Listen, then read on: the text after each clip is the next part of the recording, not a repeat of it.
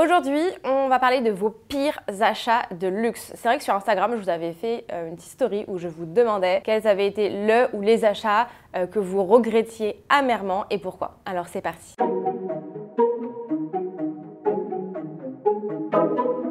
Hello hello, j'espère que vous allez bien. Alors aujourd'hui, on revient avec une petite vidéo que j'avais hâte de vous faire. Ça faisait un petit moment que je devais vous la filmer et que je n'avais pas du tout pris le temps de le faire. Donc ça va être une vidéo sur vos pires achats de luxe, vous regrettez et donc pourquoi.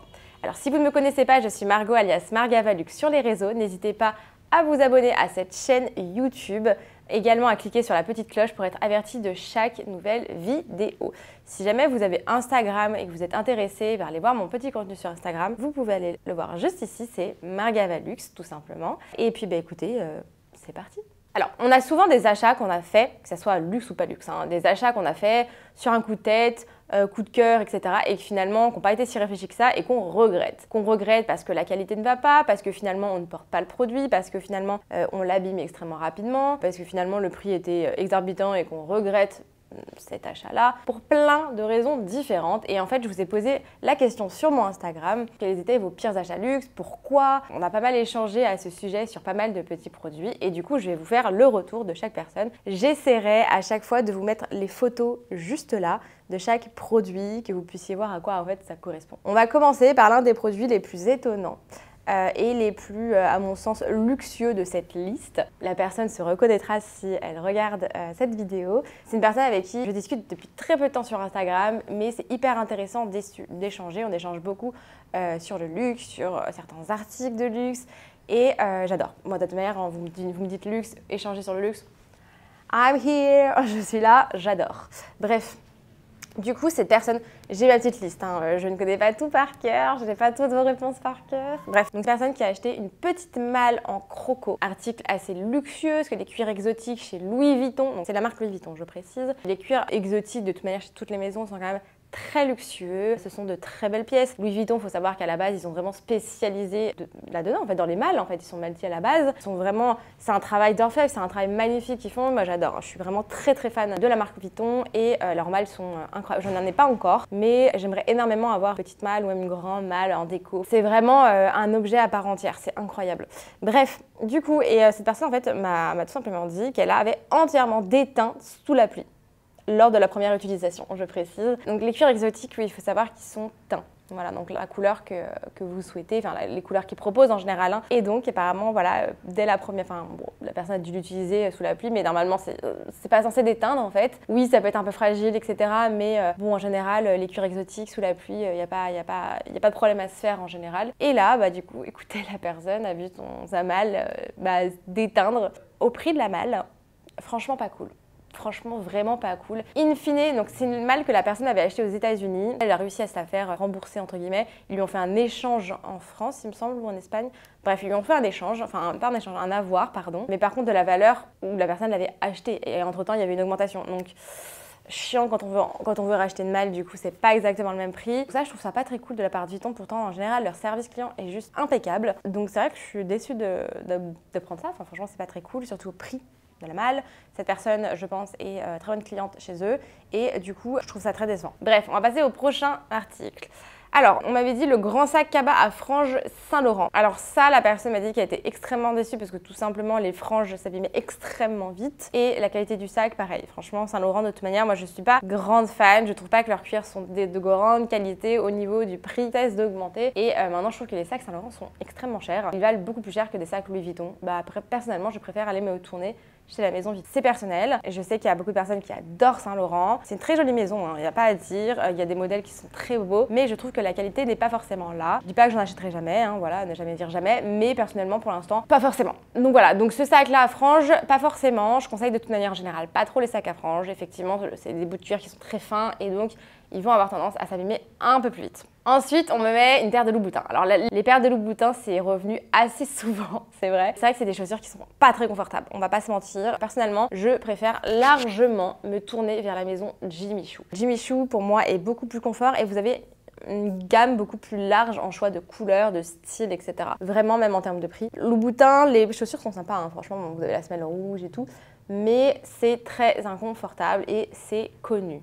tout le monde le sait, c'est hyper inconfortable, que ce soit des talons ou même des baskets. J'ai une personne qui me dit les sandales Yves Saint Laurent. Alors oui, donc là on est sur quelque chose d'assez incroyable. Donc c'est une personne qui achète les Yves Saint Laurent, je vous mettrai là.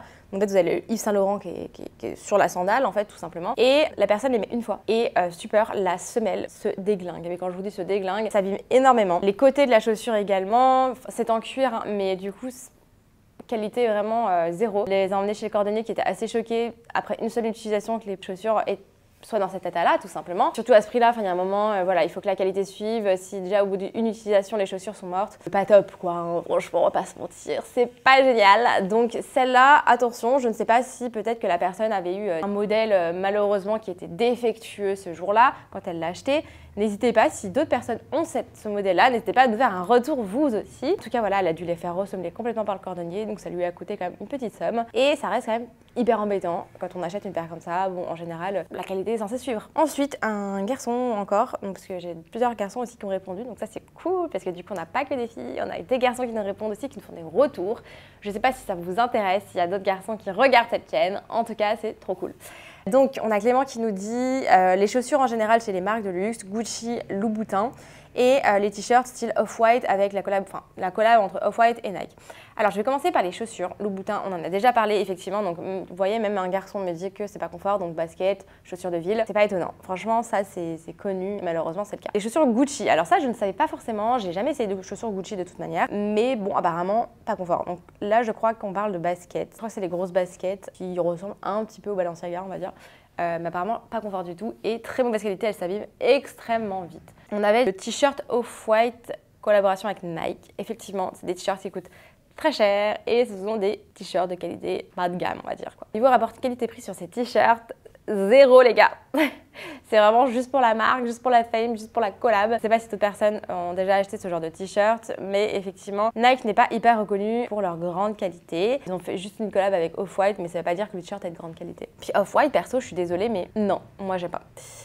Après, les goûts et les couleurs, hein, ça se discute pas, mais non. J'ai une personne qui me dit qu'elle avait acheté un Bombers Gucci, mais importable à cause des détails qui arrachent les petits fils. Ok, donc en fait, elle a dû acheter un Bombers Gucci avec des strass, je pense, ou des paillettes peut-être, ou la matière qui fait que dès que vous vous habillez autrement, vous avez le Bombers qui, bon, je pense que le Bombers déjà s'abîme un petit peu, et en plus abîme vos autres vêtements. Donc ça c'est pas forcément, je pense, relié à cette marque-là. Moi, ça m'est déjà arrivé avec d'autres marques. Effectivement, ça peut être un peu délicat. J'ai pas la photo de ce bomber, je ne sais pas à quoi il ressemble. Les vêtements, en plus, chez les maisons de luxe, en général, sont pas donnés. Donc, c'est vrai que c'est un peu embêtant si le bomber s'abîme. Et si en plus, ça abîme les vêtements. Donc, apparemment, c'est un grand nom pour ce bombers Gucci. Ensuite, on a la ceinture Constance, qui fait très mal au budget. Si j'avais su, je ne l'aurais pas prise. Ceinture Constance, c'est une ceinture de la maison Hermès. Pourquoi du coup potentiellement cette personne est déçue? Parce que les ceintures Constance et d'autres ceintures chez Hermès sont extrêmement fragiles. Le cuir est très souple et très fin effectivement. Et donc attention, par exemple j'ai acheté une ceinture Hermès à mon compagnon pour son anniversaire ou pour Noël. Pour Noël.